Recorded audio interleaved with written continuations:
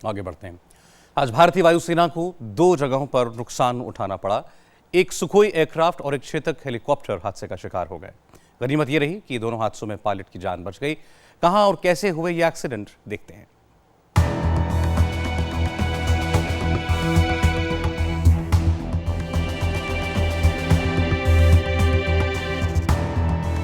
कहीं खेत में गिरा हेलीकॉप्टर,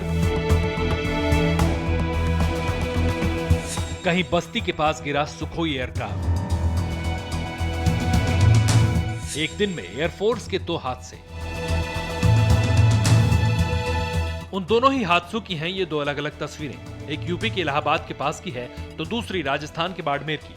इलाहाबाद में वायुसेना का एक ट्रेनिंग हेलीकॉप्टर दुर्घटना का शिकार हो गया तो बाड़मेर में भी ट्रेनिंग में इस्तेमाल होने वाला सुखोई चेतक हेलीकॉप्टर हादसा इलाहाबाद के कटौला इलाके में हुआ। जमीन पर हेलीकॉप्टर उल्टा पड़ा है। आसपास पुलिस का घेरा है, फायर ब्रिगेड की गाड़ी है और इर्द गिर्द तमाशबीनों की भीड़ जुट गई। ये वायुसेना का ट्रेनिंग हेलीकॉप्टर था।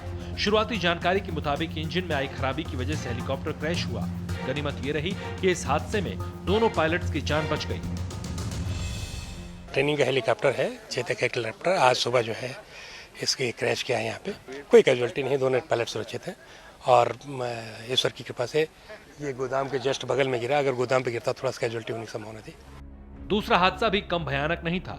राजस्थान के बाड़मेर में जमीन पर पड़े ये गहरे गड्ढे, जगह जगह बिखरा पड़ा ये मलबा, आसपास के कच्चे मकानों से उठता धुआं, ये सारी तस्वीरें बता रही हैं कि सुखोई विमान हादसा भी कम भीषण नहीं था।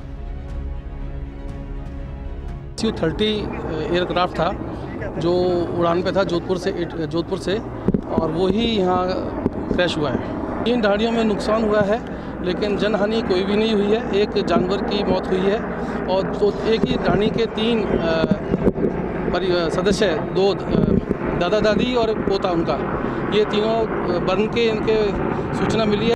बताया जा रहा है कि इस सुखोई एयरक्राफ्ट ने उतरली एयरबेस से उड़ान भरी थी और करीब 2:45 बजे यह हादसा हो गया।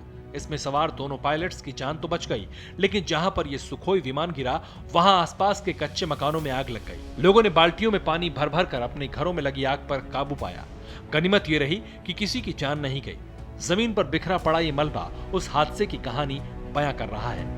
इलाहाबाद से इमरान के साथ जयपुर से संगीता पणवेंद की रिपोर्ट।